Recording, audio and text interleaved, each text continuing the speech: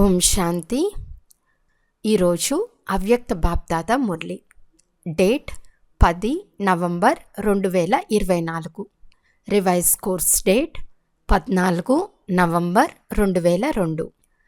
Murali headline: బ్రాహ్మణ జీవితానికి పునాది మరియు సఫలతకు ఆధారం నిశ్చయబుద్ధి. ఈరోజు సమర్థుడైన తండ్రి నలువైపులా ఉన్న తమ సమర్థ పిల్లలను చూస్తున్నారు. పిల్లలు ప్రతి ఒక్కరూ సమర్థంగా అయ్యి తండ్రి సమానంగా అయ్యే శ్రేష్ఠ పురుషార్థంలో నిమగ్నమై ఉన్నారు. పిల్లలకు గల ఈ లగన్ను చూసి బాప్దాదా కూడా హర్షితమవుతూ ఉంటారు. పిల్లల ఈ దృఢ సంకల్పం బాప్దాదా కూడా ప్రియమనిపిస్తుంది. బాప్దాదా పిల్లలకు ఇదే చెప్తున్నారు: మీరు తండ్రి కంటే ముందు వెళ్ళగలరు. ఎందుకంటే స్మృతి చిహ్నంలో కూడా తండ్రికి సింగిల్ పూజ, పిల్లలకు డబుల్ పూజ జరుగుతుంది. మీరు బాప్దాదా కూడా శిరో కిరీటాలు. బాప్దాదా పిల్లల స్వమానాన్ని చూసి సదా వాహ్ శ్రేష్ఠ స్వమానధారి స్వరాజ్యధారి పిల్లలు వాహ్ అని అంటారు. పిల్లలు ప్రతి ఒక్కరి విశేషత తండ్రికి ప్రతి ఒక్కరి మస్తకంలో మెరుస్తూ కనిపిస్తుంది. మీరు కూడా మీ విశేషతను తెలుసుకుని గుర్తించి విశ్వసేవలో ఉపయోగిస్తూ వెళ్ళండి. నేను ప్రభువుకు ప్రియంగా, పరివారానికి ప్రియంగా ఎంతవరకు అయ్యాను అని స్వయాన్ని చెక్ చేసుకోండి. ఎందుకంటే సంగం యుగంలో తండ్రి బ్రాహ్మణ పరివారాన్ని రచిస్తారు. కనుక తండ్రికి మరియు పరివారానికి ఇరువురికి ప్రియంగా అవ్వటం అవసరం. ఈరోజు బాప్దాదా పిల్లలందరి బ్రాహ్మణ జీవితం యొక్క పునాదిని చూశారు. బ్రాహ్మణ జీవితానికి పునాది నిశ్చయబుద్ధి. కనుక ఎక్కడైతే ప్రతి సంకల్పంలో, ప్రతి కర్మలో నిశ్చయం ఉంటుందో అక్కడ విజయం అయ్యే ఉంది. సఫలత జన్మసిద్ధ అధికార రూపంలో స్వతహాగా మరియు సహజంగా ప్రాప్తిస్తుంది. జన్మసిద్ధ అధికారం కోసం శ్రమ చేసే అవసరం ఉండదు. సఫలత బ్రాహ్మణ జీవితానికి కంఠహారం. బ్రాహ్మణ జీవితమే సఫలతా స్వరూపం. సఫలత లభిస్తుందా లభించదా అనే ప్రశ్న బ్రాహ్మణ జీవితంలో లేనేలేదు. నిశ్చయబుద్ధి కలవారు సదా తండ్రితో కంబైన్డ్గా ఉంటారు. కనుక ఎక్కడ తండ్రి కంబైన్డ్గా ఉంటారో అక్కడ సఫలత సదా ప్రాప్తిస్తుంది. కనుక సఫలతా స్వరూపంగా ఎంతవరకు అయ్యాను అని స్వయాన్ని చెక్ చేసుకోండి. ఒకవేళ సఫలతలో శాతం ఉందంటే దానికి కారణం నిశ్చయంలో శాతం ఉన్నట్లు. కేవలం తండ్రిపై నిశ్చయం ఉండటము అనేది చాలా మంచి విషయమే. కానీ నిశ్చయం అనేది తండ్రిపై, స్వయంపై, డ్రామాపై మరియు వాటితో పాటు పరివారంపై ఉండాలి. ఈ 4 నిశ్చయాల ఆధారంతో సఫలత సహజంగా స్వతహాగా లభిస్తుంది. తండ్రిపై పిల్లలందరికీ నిశ్చయం ఉంది. కనుకనే ఇక్కడికి వచ్చారు. తండ్రికి కూడా మీ అందరిపై నిశ్చయం ఉంది. కనుకనే తన వారిగా చేసుకున్నారు. కానీ బ్రాహ్మణ జీవితంలో సంపన్నంగా లేక సంపూర్ణంగా అయ్యేందుకు స్వయంపై నిశ్చయం కూడా అవసరం. బాప్దాదా ద్వారా ప్రాప్తించిన శ్రేష్ఠ ఆత్మ యొక్క స్వమానం సదాస్మృతిలో ఉండాలి. నేను పరమాత్మ ద్వారా స్వమానధారి శ్రేష్ఠ ఆత్మను, సాధారణ ఆత్మను కాదు, పరమాత్మ స్వమానధారి ఆత్మను. స్వమానం అనేది ప్రతి సంకల్పంలో, ప్రతి కర్మలో సఫలతను తప్పకుండా ఇప్పిస్తుంది. సాధారణ కర్మ చేసే ఆత్మను కాదు, స్వమానధారి ఆత్మను. ప్రతి కర్మలో స్వమానం ఉంటే అది మీకు సఫలతను సహజంగా ఇప్పిస్తుంది. కనుక స్వయంపై నిశ్చయబుద్ధి కలవారి గుర్తు సఫలత లేక విషయం. అలాగే తండ్రిపై అయితే పక్కా నిశ్చయం ఉంది. వారి విశేషత నిరంతరం నేను తండ్రి వాడిని, తండ్రి నా వారు. ఇదే నిరంతర విషయానికి ఆధారం. మేరా బాబా, కేవలం బాబా కాదు, మేరా బాబా అని అంటారు. నాది అనే దానిపై అధికారం ఉంటుంది. కనుక మేరా బాబా అనే నిశ్చయబుద్ధి కల ఆత్మ సఫలతకు, విజయానికి అధికారిగా ఉంటుంది. అలాగే డ్రామాపై కూడా పూర్తి నిశ్చయం ఉండాలి. డ్రామాలో సఫలత మరియు సమస్య 2 ప్రకారాల విషయాలు ఉంటాయి. కానీ సమస్య వచ్చిన సమయంలో నిశ్చయబుద్ధి గల వారి గుర్తు సమాధాన స్వరూపంగా ఉండటం. సమస్యను సెకండ్లో సమాధాన స్వరూపం ద్వారా పరివర్తన చేసేయాలి. సమస్యల పని రావటం, నిశ్చయబుద్ధి గల ఆత్మల పని సమాధాన స్వరూపం ద్వారా సమస్యను పరివర్తన చేయటం. ఎందుకు? బ్రాహ్మణ ఆత్మలైన మీరు ప్రతి ఒక్కరి బ్రాహ్మణ జన్మ తీసుకుంటూనే మాయను ఛాలెంజ్ చేశారు కదా, లేక మర్చిపోయారా? మేము మాయాజీతులుగా అవుతాము అని మీరు ఛాలెంజ్ చేశారు. కనుక సమస్యా స్వరూపమే మాయ యొక్క స్వరూపం. ఛాలెంజ్ చేసినప్పుడు మాయ తప్పకుండా ఎదుర్కొంటుంది కదా. అది భిన్న భిన్న సమస్యల రూపంలో మీ ఛాలెంజ్ను పూర్తి చేసేందుకు వస్తుంది. మీరు నిశ్చయబుద్ధి విజయీ స్వరూపంతో వాటిని దాటుకోవాలి. ఎందుకు? కొత్తదేమీ కాదు. మీరు ఎన్నిసార్లు విజయులుగా అయ్యారు? ఇప్పుడు సంగం యుగంలో ఈ ఒక్కసారే విజయులుగా అవుతున్నారా, లేక అనేక సార్లు విజయిగా అయినా దాన్ని రిపీట్ చేస్తున్నారా? కనుకనే సమస్య మీకోసం కొత్త విషయం కాదు, నథింగ్ న్యూ. అనేక సార్లు విజయులుగా అయ్యారు, ఇప్పుడు అవుతున్నారు, మరియు ఇక ముందు కూడా అవుతూ ఉంటారు. ఇదే డ్రామాపై నిశ్చయబుద్ధి విజయుల గుర్తు. అలాగే బ్రాహ్మణ పరివారంపై నిశ్చయం ఉండాలి. ఎందుకు? బ్రాహ్మణ పరివారం అంటేనే సంఘటన. ఇది చిన్న పరివారం కాదు. బ్రహ్మబాబా యొక్క బ్రాహ్మణ పరివారం అన్ని పరివారాల కంటే శ్రేష్టమైనది మరియు పెద్దది. కనుక పరివారం మధ్యలో పరివారం పట్ల ప్రీతి యొక్క రీతిని నిభాయించటంలో కూడా విజయులుగా ఉండాలి. అంతేగాని తండ్రి నా వారు, నేను తండ్రి వారిని, దీనితో అంతా అయిపోయింది, నాకు బాబాతోనే పని, పరివారంతో ఏం పని ఉంది అని అనుకోరాదు. కానీ ఇది కూడా నిశ్చయం యొక్క విశేషత. 4 విషయాల్లో నిశ్చయం ఉంటే విజయం తప్పకుండా లభిస్తుంది. పరివారం కూడా అందరినీ చాలా విషయాల్లో శక్తిశాలిగా చేస్తుంది. పరివారంలో ఉన్నప్పుడు కేవలం ఈ స్మృతిలో ఉండాలి, అందరూ తమ తమ నెంబర్ అనుసారంగా ధారణా స్వరూపులుగా ఉన్నారు. వెరైటీ ఉంది. దీని స్మృతి చిహ్నమే 108 మాల. ఆలోచించండి, మొదటి నెంబర్ ఎక్కడా, 108వ నెంబర్ ఎక్కడా? నెంబర్ ఎందుకు తయారైంది? అందరూ మొదటి నెంబర్గా ఎందుకు అవ్వలేదు? 16,000 మాల ఎందుకు తయారైంది? కారణం ఏమిటి? వెరైటీ సంస్కారాలను అర్థం చేసుకుని జ్ఞానస్వరూపులుగా నడుచుకోవాలి, నిభాయించాలి. ఇదే విజయీ స్థితి. నడవలసి వస్తుంది. పరివారాన్ని వదిలేసి ఎక్కడికి వెళ్తారు?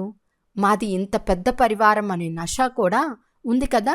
కనుక పెద్ద పరివారంలో విశాల హృదయంతో ప్రతి ఒక్కరి సంస్కారాలను తెలుసుకుని నడవాలి. నిర్మాణంగా అయి నమ్రతతో నడవాలి. శుభభావన, శుభకామన వృత్తితో నడవాలి. ఇదే పరివారంపై నిశ్చయబుద్ధి విజయమాల గుర్తు. కనుక అందరూ విజయులే కదా. డబల్ విదేశీలు విజయులేనా? చేతులైతే చాలా బాగా ఊపుతున్నారు, చాలా మంచిది. బాప్దాదాకు సంతోషం ఉంది, మంచిది. టీచర్లు విజయులేనా? లేక అప్పుడప్పుడు ఇది అవుతుందా, ఏం చేయాలి అని అనుకోవటం లేదు కదా. ఎలా అని అనేందుకు బదులు ఇలా అనే పదాన్ని ఉపయోగించండి. ఎలా చెయ్యాలి అని కాదు, ఇలా చెయ్యాలి అని అనండి. 21 జన్మలు మీకు పరివారంతో సంబంధం ఉంటుంది. కనుక ఎవరైతే పరివారంలో పాస్ అవుతారో వారు అన్నిట్లో పాస్ అవుతారు. కనుక 4 ప్రకారాల నిశ్చయాన్ని చెక్ చేసుకోండి. ఎందుకంటే ప్రభువుకు ప్రియంగా అవ్వటంతో పాటు పరివారానికి ప్రియంగా అవ్వటం కూడా చాలా అవసరం. ఈ 4 నిశ్చయాల శాతం అనుసారంగానే నంబర్ లభిస్తుంది. అంతేగాని నేను బాబా వాడిని, బాబా నా వారు, ఇంతే చాలా అయిపోయింది అని అంటే సరిపోదు. మేరా బాబా అని చాలా బాగా అంటారు మరియు ఈ నిశ్చయంలో సదా స్థిరంగా కూడా ఉన్నారు. అందుకు శుభాకాంక్షలు. కానీ ఇంకా 3 నిశ్చయాలు కూడా ఉన్నాయి. టీచర్లు చెప్పండి, 4 అవసరమా లేదా? లేకుంటే 3 అవసరము, 1 అవసరం లేదు అని అనుకోవటం లేదు కదా. 4 నిశ్చయాలు అవసరమని ఎవరైతే భావిస్తున్నారో వారు ఒక చేతిని ఎత్తండి. అందరికీ 4 విషయాలు ఇష్టమేనా? ఎవరికైతే 3 విషయాలు ఇష్టమో వారి చేతులెత్తండి. ఎవరూ లేరు. 4టిని నిభాయించడం కష్టంగా అనిపించదా? చాలా మంచిది. ఒకవేళ హృదయపూర్వకంగా చేతులెత్తి ఉంటే అందరూ పాస్ అయిపోయారు. చూడండి, ఎక్కడెక్కడి నుండో భిన్న భిన్న దేశాల కొమ్మలన్నీ వచ్చి మధువనంలో ఒక వృక్షంగా అయిపోతుంది. నాది ఢిల్లీ, నాది కర్ణాటక, నాది గుజరాత్ అని మధువనంలో ఏమైనా గుర్తుంటుందా? అందరూ మధువన నివాసులే కనుక ఒకే వృక్షం అయిపోయింది కదా. ఈ సమయంలో అందరూ తమను మధువనవాసులుగా భావిస్తున్నారా, లేక తమ తమ దేశవాసులుగా భావిస్తున్నారా? మధువనవాసులేనా? అందరూ మధువనవాసులే. చాలా మంచిది. వాస్తవానికి బ్రాహ్మణులు ప్రతి ఒక్కరి శాశ్వతమైన అడ్రస్ మధువనమే. మీ పర్మనెంట్ అడ్రస్ ఏది? బాంబేనా, ఢిల్లీనా, పంజాబా? మధువనమే మీ పర్మనెంట్ అడ్రస్. సేవ కోసం సేవ కేంద్రాలకు పంపించడం జరిగింది. అది సేవాస్థానం. మీ ఇల్లు మధువనం. చివరికి ఆశ్రయము ఎక్కడ లభిస్తుంది? మధువనంలోనే లభిస్తుంది. అందుకే పెద్ద పెద్ద స్థానాలు తయారు చేస్తున్నారు కదా. తండ్రి సమానంగా అవ్వాలనేదే అందరి లక్ష్యం. కనుక పూర్తి రోజంతట్లో మనసా డ్రిల్ చేయండి. శారీరక డ్రిల్ అయితే శరీర ఆరోగ్యం కోసం చేస్తారు. చేస్తూ ఉండండి. ఎందుకంటే ఈ రోజుల్లో మందుల కంటే కూడా ఎక్సర్సైజ్ చాలా అవసరం. కనుక అదైతే చేయండి, బాగా చేయండి, సమయానికి చేయండి. సేవ చేసే సమయంలో ఎక్సర్సైజ్ చేస్తూ ఉండిపోకండి. మిగిలిన సమయంలో ఎక్సర్సైజ్ చేయటం మంచిది.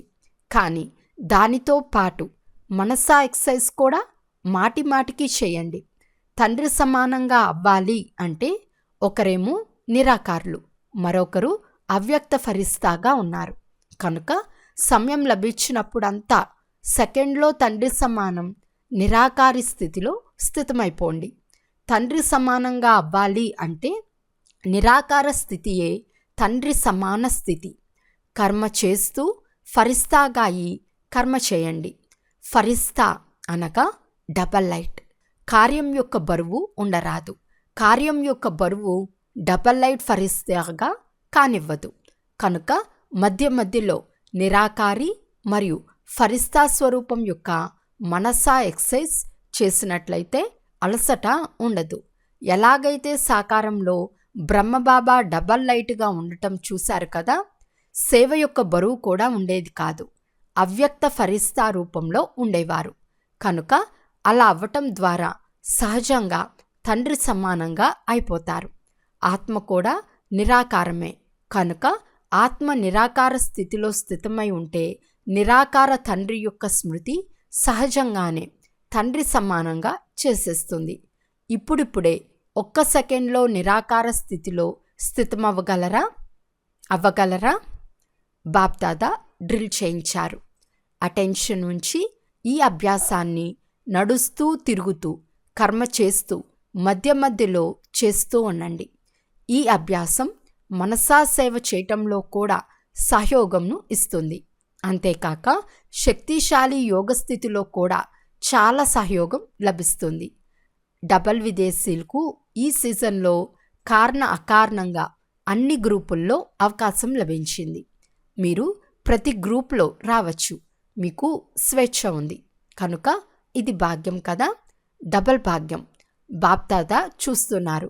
ఈ గ్రూప్లో కొంతమంది మొదటిసారి వచ్చిన వారు కూడా ఉన్నారు, కొంతమంది పాతవారు కూడా ఉన్నారు. బాప్దాదా యొక్క దృష్టి డబల్ విదేశీలందరిపై ఉంది. మీకు తండ్రిపై ఎంత ప్రేమ ఉందో దానికంటే 16 రెట్లు ప్రేమ తండ్రికి మీపై ఉంది. కరెక్టే కదా? 16 రెట్లు ఉందా? మీకు కూడా హృదయపూర్వక ప్రేమ ఉంది.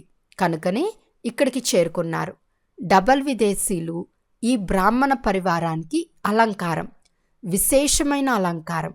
ప్రతి దేశంలో పిల్లలు స్మృతిలో కూర్చుని ఉండటాన్ని బాప్దాదా చూస్తున్నారు, వింటూ కూడా ఉన్నారు, స్మృతిలో కూడా కూర్చుని ఉన్నారు. టీచర్లు గుంపు కూడా పెద్దదిగా ఉంది. బాప్దాదా టీచర్లకు ఒక టైటిల్ ఇస్తున్నారు. ఏ టైటిల్ ఇస్తున్నారు? అలాగైతే అందరూ స్నేహితులే. బాబా ఫ్రెండ్స్ అనే టైటిల్ ఇస్తున్నారు. బాబా అంటున్నారు, అలాగైతే అందరూ స్నేహితులే. డబల్ విదేశీయులైతే మొదటి స్నేహితులు. వీరికి స్నేహితుని సంబంధం మంచిగా అనిపిస్తుంది.